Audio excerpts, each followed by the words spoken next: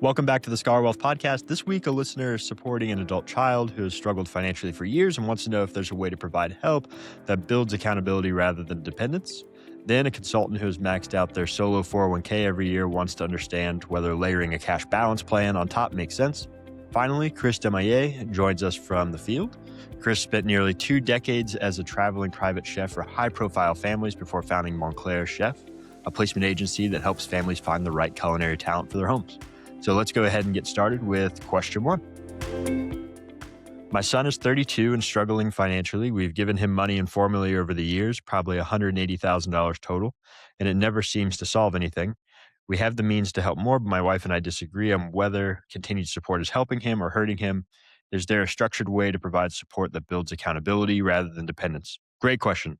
And probably one of the more common questions that we get when we start dealing with family dynamics and gifting to children, because there's this tension there that builds that you want to help, but you don't want to ever cross that line where they start to become dependent upon your help in a bad way. And what I mean by that is you can do this successfully where you can help kids and they can still depend on that gift and use it and be able to use it and use it for good in their finances.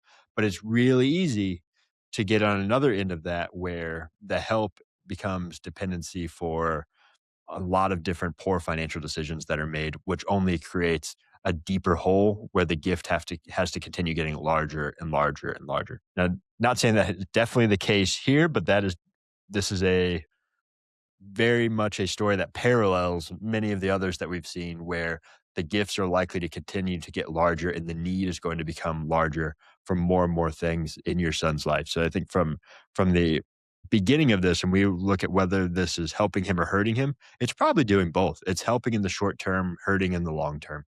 And that's where you run into this problem because some people look at this and say, well, that means we just got to cut it off if it's going to hurt him in the long term. But the problem is you've already created this precedent of dependence on your giving that now there's probably not a structure in place for him to help himself out of the next time he needs cash. So what we need to do is build out a structure in the short term that allows him to still get support from you while also starting to build some responsibility and some skills when it comes to finances for the long term. So it's a little bit of a combination. So I can't say one side or the other. I think it's a combination of both helping and hurting. And that structure can look in a lot of look very different depending on what types of issues or what needs there have been in the past. So if we think about it from a very basic perspective, I think one of the first things you got to do have is conversation. You got to sit down and go over this and say, we're worried that what we're doing to help in the short term is actually helping you or hurting you in the long term because we're not going to be here forever, and eventually you're going to have to do all this yourself. So setting up ways that you can be on the same team is a really big step. And what I mean by that is the common trap that everyone falls into is there's a car repair bill that needs to be paid and the child can't pay it. So they reach out to their parents. Parents says, don't worry, we'll take care of it and writes the check. And what that does is it starts to provide this option where you're the lender of last resort. In other words, no matter what, you've created a base now where if they ever run out of money, there's always support there. Again, not necessarily a bad thing for kids. And I think a lot of parents would agree they want to be the lender of last resort if their kids are ever in trouble. Where that becomes a problem is if it goes to the next step of now they look at it and say, well, maybe I can spend a little bit more of my paycheck and burn through a little bit more of my cash that I have because I know that mom and dad are going to be there for me if I can't make next month's house payment or I can't pay the utility bills. And it always starts off small until it becomes this factor of somewhat recurring and it doesn't have any structure. So it's recurring not in a, we're going to give you $1,000 a month to help with your expenses. It's recurring in this month, it's new tires on the car. Next month, it's needing help with rent. It's down the road, it's needing help with this type of purchase. Or now the car's broken down. So at the end of the year, we're going to have to give a new car. And it always seems like there's something. That's always the phrase that gets brought up is it's never a consistent need. It's a consistency of there being some emergency event, which is what worries parents because they always get down to this point where it's not like they're needing help buying things that are not going to be needed. This is rent, right? This is going to be they need a car to get to work. So you get stuck in this rock and a hard place. So what I would recommend in your case is having that conversation and then setting up a structure that has some conditionality associated with it. In other words, setting up savings goals. That's what I mean by being on the same team. You don't want to be the bank. You don't want him to be living his life, and whenever something goes wrong, he has to come to you for support. What you want to do is say you want to be on the same team with him and say, we think it's important for you to build up an emergency fund, for you to have some cash that you can dip into. So when you do have an emergency, you can handle that yourself. So what we're going to do is every dollar you put into a savings account, we'll put in another dollar. If you're able to go get that job that you haven't been able to get, we'll give you a signing bonus from us to help support that. So you would need a new car. You're not that you need a new car now, but you're probably going to need a new car in the next couple years. So let's start saving for that now. And every dollar you can bring in for a down payment on the car, we'll bring in $2 for it. So you're still able to give a large gift in these scenarios, but what ends up happening is you're on the same page with him and you're supporting the same goals. So he can be excited about accomplishing this himself, and you're just throwing a little bit of gasoline on the fire for those situations. So to wrap that one up before we get into the next question, I think the big key here is that you need to have the conversation, open up those lines of communication, voice your opinion of where the concern is, but don't leave it as we have this concern. So now you're on your own because there's not a structure in place for him to be on his own to afford all of this. And part of that may be because he's received all these gifts in the past. All right. In our next question, I have a solo 401k for my consulting business and contribute the max every year. I'm trying to figure out layering a cash balance plan on top of it to shelter an additional $200,000 or more annually. I don't fully understand how the two plans interact and what the long term commitment looks like. So both great plans. Solo 401k is by far the easier one to set up. You don't have, as you know, and you go to your broker, you have it set up. You're going to fund it every year because it's a solo. You're not having to worry about any employees or anything along those lines. So the actual tests for discrimination tests and top hat plans and everything, all of that disappears. You're focused just on you being able to hit the match every year or max every year, which is based on a percentage of total earnings of the business. So that one's set. What's nice about that is a cash balance plan is a true pension plan, completely separate from a solo 401k. So you're going to have different limits. There's going to be a different reporting requirement. There's a different responsibility completely. So the nice thing is completely separate. You're not going to have to worry too much about the interaction there.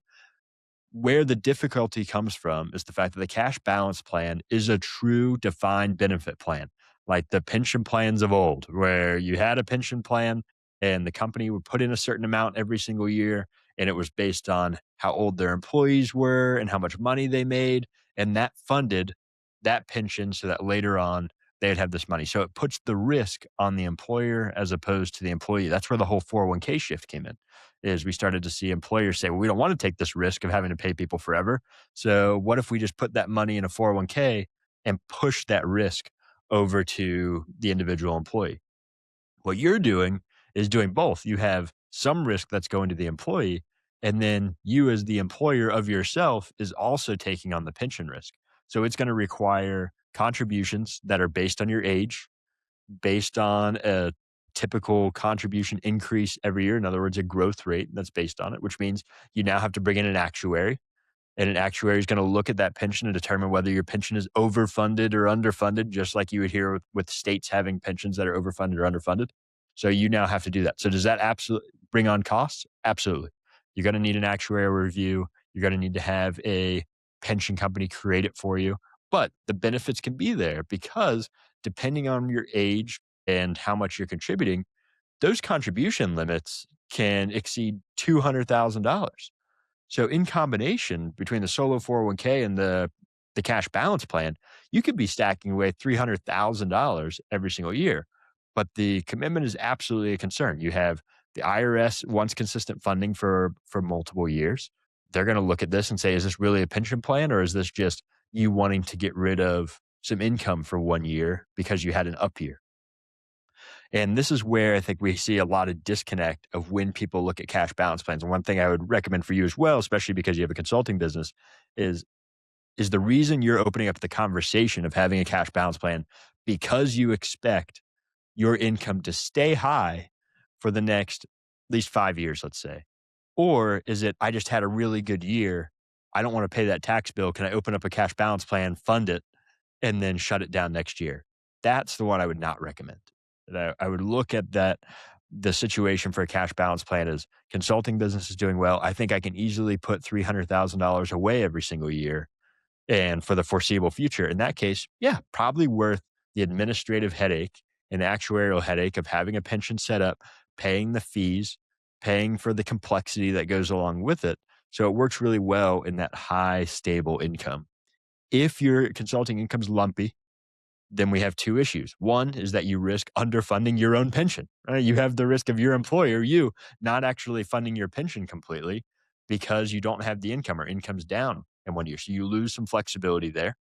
What'll be nice about this, if it's set up correctly, is that in a few years, you can go through it, everything builds out. And if you want to shut it down later on, after it's been funded consistently for several years, you shut it down and it rolls over into your IRA, which opens up possibilities for Roth conversions and everything else. If you're really trying to optimize from a tax perspective of, I'm going to stack as much cash now, tax deferred, with a plan for in the future being able to convert that at a lower tax rate, which is typically what I see in these situations.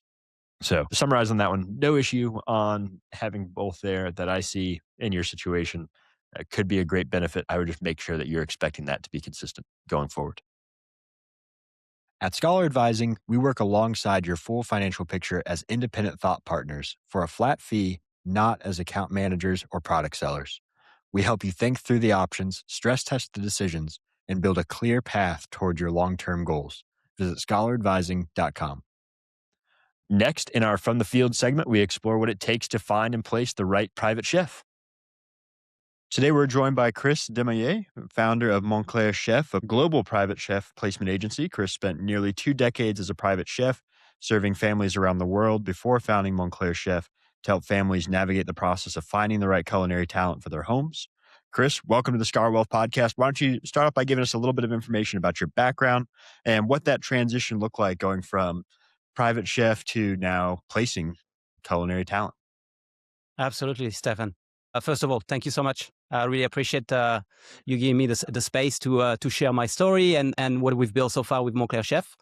So how do I go from being a private chef to running my own company? It's a great question.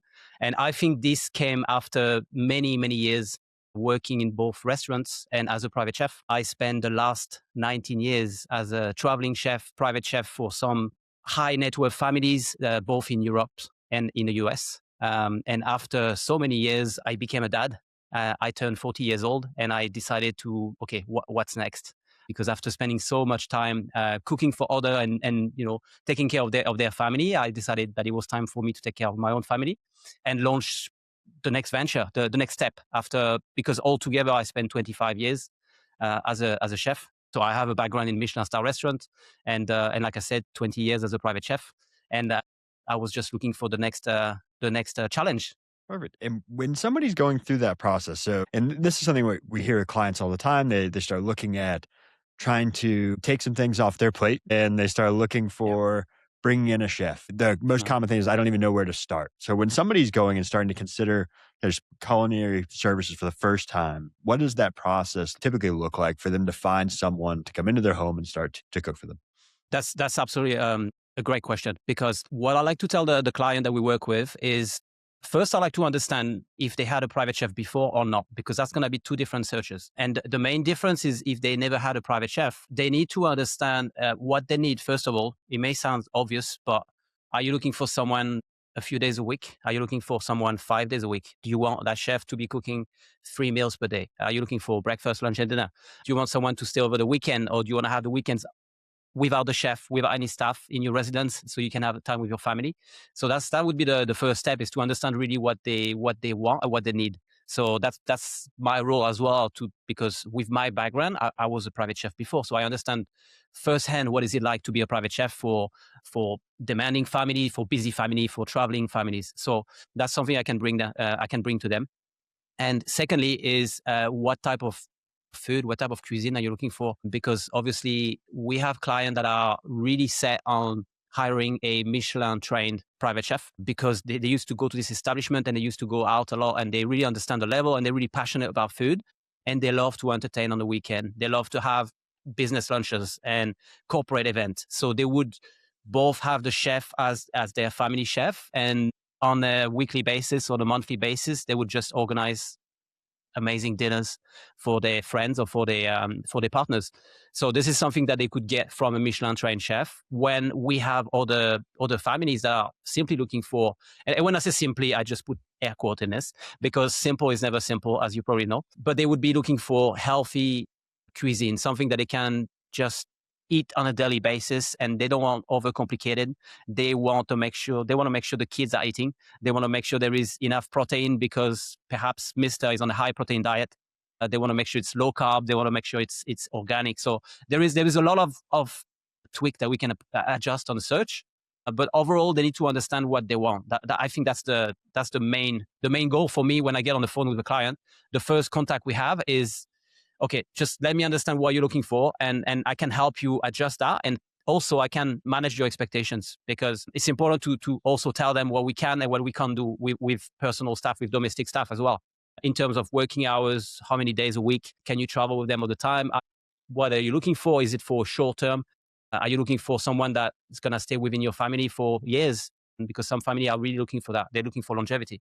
Do you think it's more difficult to search for or to find someone for a family who has experience more in the complexity of handling the travel and the different schedules and the different types of meals, whether they're, as you mentioned, like corporate events versus personal meals, or is it more difficult to find a certain type of cuisine? Yeah, it depends. It depends. For example, we had a client that was originally from Southeast Asia, and they were looking for a chef that was specifically strong in Southeast Asian cuisine. So this obviously on the search is going to be very limited to what profile we can provide to them. So of course we have chefs that are specialized in Vietnamese cuisine and others that are specialized in kosher cuisine. So we have a little bit of everything. Yeah, it's important to know what they're looking for and to help them basically just find exactly what they're looking for. And if that means that it's specialized a type of cuisine, that's what we're here for, basically. And how should families think about cost structure? What does that look like when someone's trying to budget for this change in their, especially if they're going from never having a private chef before to doing this for the first time? Yeah, absolutely. And the cost is very important on the chef side as well, because as you know, it's like in any industry. The best chefs are going to be targeting the highest type of salary and packages. So you have to understand that if a chef stays work exclusively for you, there's a premium on that because the chef is not going to go on working for other families. He's going to be at your service. He's going to be on call if you need the chef to be. So this price is going to be obviously higher than hiring a chef for a few days a week. But I would say if you never had a chef before, especially a private chef, it could be a good idea to start with a few days a week. It's going to be, of course, more cost efficient than having a full-time employee. Then depends if you're doing a W-2 or 1099. But overall, the chef will be a domestic employee. So you would have to cover the package. That may include 401k, that may include health insurance. So there's a lot of costs that you need to include. On top of that, if your search is very specific, we have pools of chefs in different hubs in the US and in Europe as well, because we cover both the US and Europe and the UK. But it's important to know that perhaps the specific chef that you're looking for, it might not be in your state. So there might be a relocation package that you need to include in that search as well. So we might talk about just a flight, or it could also be a few weeks of accommodation for the chef. Other clients are actually having staff houses and housing provided for the chef and for the other staff members. So it really depends on what level of food you're looking for. It depends on what type of cuisine you want. And I still want to say that a chef that has spent 10, 15 years in a Michelin star restaurant and then another 5 years as a private chef is going to come again at a premium compared to a chef that has worked in standard restaurant and doesn't have that many years of fine dining, high-end restaurant on their resume. So the cost is really down to, it's the cost of a domestic staff that is extremely well trained.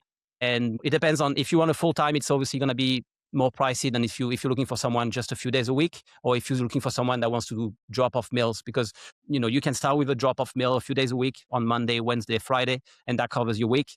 You can have a chef that cook in your house a couple of days a week, 3 days a week. And then the really on the top end, you have the chef that is really dedicated to one family. So, and again, if you want me to talk about in terms of cost in the US, Stefan, I think in New York, you have, the salary of a chef on a yearly basis is going to be starting around $165,000 per year, plus benefit, plus packages, and all the way to 300 plus thousand per year for an extremely well trained chef that has longevity, that has experience, and that is highly specialized. So there's a wide range of what you can expect in terms of cost. So then if we're looking at fit between a family and the chef, and obviously compensation is a big part of that, and the whole package of benefits that come, whether it's housing or 401ks or anything along those lines. When you start going back to your experience, what are the things that led to you looking today and saying this is going to be a good fit, and saying outside of pay, outside of compensation, how do you look at and say this is a good relationship between this family and the Yeah. chef? What are the types of dynamics there that need to work? You are absolutely right, Stefan. The experience is one thing, but in domestic placement and in the type of placement that we provide, the personality fit is almost always more important than the experience of the chef. And simply because if we have a chef that comes straight out of a Michelin star or fine dining establishment and start their career as a private chef, they might try to recreate the same type of cuisine that there is in restaurant and all this, tasting menus and all this type of offer that is not necessarily what the families are looking for. So it's important to make sure the chef understand what the family wants, and the personality fit is so important, simply because the chef is gonna actually work in the kitchen, in the house of these principals, and he's gonna be around the family, he's gonna be around the kid, he's gonna become part of the family after a few months. So the culture fit is as important, if not sometimes more important than the actual culinary background of the chef. So don't get me wrong, they're both very important. Like the chef has to be able to cook. He has to be able to listen to what the family is looking for. Obviously, don't have any ego, the chef needs to be able to listen to what the guests want, and the guests are the principals. And yes, so he has to be both a nice person overall, because once you get integrated into this type of families, they have expectations, they have demands, and they also want people to be discreet and to be polite and respectful. So I would say personality fit is probably a big one for private chefs as well. Do you see that as a difficult transition from someone who's gone from a kind of a classically trained chef in a Michelin star restaurant? That's a very different work environment, going from that and plating hundreds of meals, then going to a home where the volume is significantly less, the customization is much higher, and then personality becomes Yeah. significantly more important. Is that a difficult transition? It can be. It can be difficult. It's especially difficult because as a chef, you would think the role and the expectation are the same. You're here to create incredible food, but they are not, because quite often the families, and this is what we see, and when we talk to clients, they're looking for simple cuisine. They're looking for healthy cuisine. They're looking for delicious food that they can recognize. If you if you transition from a restaurant, and no matter if the restaurant is a Michelin star restaurant or not, actually, it doesn't matter. But in terms of, you're right, you mentioned the volume, you mentioned the repetition, which is the opposite of what you're actually going to do in a private family, because you're not going to do 100 plus covers per night. You're not going to do the same menu for 3 months or change the menu every season. You're going to change your menu every day. And you're going to cook for 6 people, maybe three. Sometimes you might just cook for one. And that doesn't mean it has to be fast and easy. It can be simple, but it always needs to be on top, and it always needs to be perfectly executed. So this is something that takes a little while to understand, because when you come from a Michelin star kitchen or from a high-end restaurant, you are being molded into this chef that needs to be able to do techniques and speed and execution, and everything has to be perfect. And when you start your career as a private chef, this is the opposite, because people don't necessarily care about having a foam or a jelly on the plate. They don't care about having perfectly squared the dice of tomatoes, like I've done for weeks in this Michelin star restaurant, which is like the goal was, if it's not perfectly square, you start again and you just put that in, turn it into stuffed meal. When in a family, you cannot spend that time. You cannot spend the time. First of all, you're alone most of the time. You are a one-man show, one woman show, so you have to do everything from breakfast to dessert to canapes to snacks to ice cream to kids soup. And so you have to do it all yourself, and you cannot afford to spend 45-minute dicing a tomato perfectly because this is how it should look. You have to switch your focus and your skills into what is the principal looking for? Is it important if the dice are not perfectly squared, or is it more important to be on time so we don't keep the client waiting? Because that's a big one as well. When they sit down, they want to have the food straight away, and they might not want to spend more than 35 minutes at the table. So you have to be fast. You're on your own. And yeah, you have to make sure you cook for what they want. And if that means 3 times a week they're looking for boiled chicken and steamed asparagus, this is what you do. And as a chef, it can feel difficult because chefs want to do more. They want to show how much they know. They want to show the technique. They want to show this recipe. And another good example, Stephan, is we have a few clients that they have family recipes, or they might go online and they might find a recipe for a carrot cake or something, and they would like the chef to prepare it. And in theory, it sounds great. The chef has an easy job. Here's the recipe, produce it, and make it. And more often than not, it's actually quite difficult to have the chef follow the instruction on that recipe, because as a chef, you are trained to look for errors and look for how to make it better and faster. And this is the way we should beat the egg, and they should be room temperature, they shouldn't be cold. When a lot of recipes are straight to the point and they're very simple because they're not meant to be complicated. So there is some chefs that struggle to adjust. It's like every industry. The first few jobs are entry level, and they are there to teach you what to do, what not to do. And once you've done a few years, you understand the game. And it's very different to restaurant, yes. And how do you maintain that consistency through different locations? Because as you mentioned, a lot of the clients that you've dealt with and that you're placing through Montclair, they have busy schedules, multiple residences. They may be Yeah. on a yacht, as your experience has been in the past. So how do you maintain that same type of cooking, same cuisine? Yeah, this is quite difficult, and that's when the private chef is not, it's not just a private chef. And let me explain why I'm saying this, because we had a few clients this winter, for example, and they were living alone, and they were had small health issues, or they were on a specific diet. So the addition to the private chef was not only someone that would cook, but it was someone to also exchange with. It was someone that the principal could talk to. They could exchange recipes again, like we mentioned before. And so that was something that the private chef was doing. And when you talk about multiple residences, this is also, it can be difficult, because if let's take this example. You have a family that is based in New York, and they have a residence in Florida and another one in California. This family has kids, and they are looking for gluten-free and dairy-free cuisine. They only want organic produce in the kitchen. That sounds great. This is very easy to establish. You get used to it. But what happened often is they would send the private chef on their travel to the second residence one day ahead, and the chef would have to go to the shop and would have to restock the entire house and make sure everything is ready ahead of their arrival, because what the chef produces is the same level as a butler or a house manager. He's going to make sure that you have the juices that you like to have in the morning. He's going to make sure that there is the brand of cereals that you want for breakfast. He's going to make sure there is this special type of fruits that you only eat in the morning. So the multi-residences is tricky. And in terms of consistency, again, it's not always possible, but they're really good at this. They know what they're doing, and they will find alternatives. And I think the clients understand as well.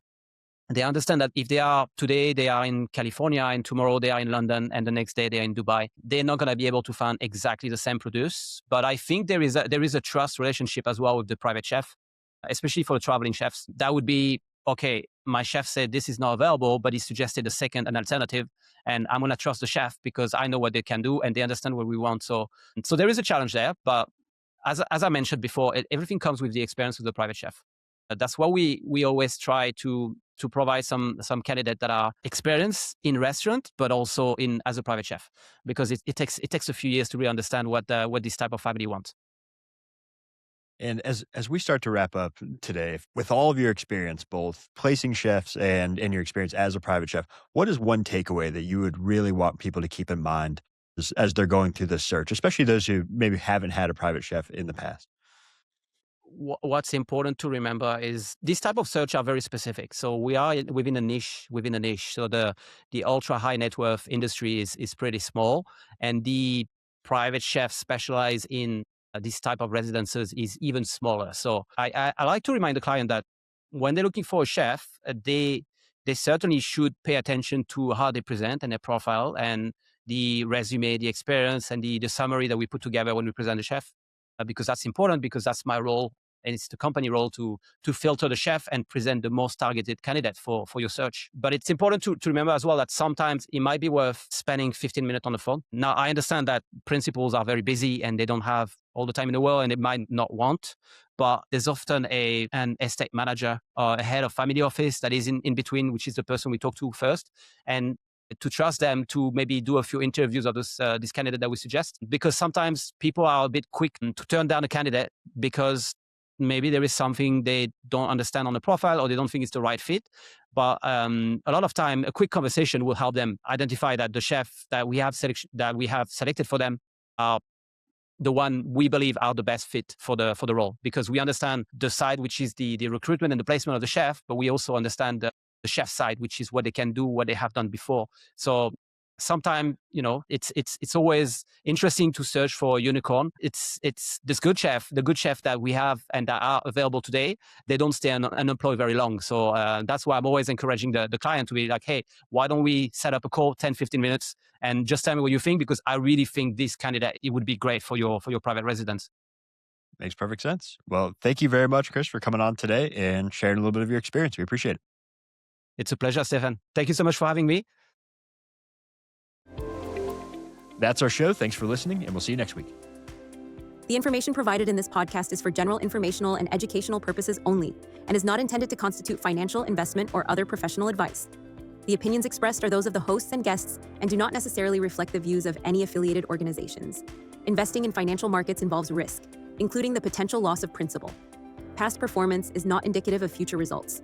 Before making any investment decisions, you should consult with a qualified financial advisor who can assess your individual financial situation, objectives, and risk tolerance. Thanks for listening.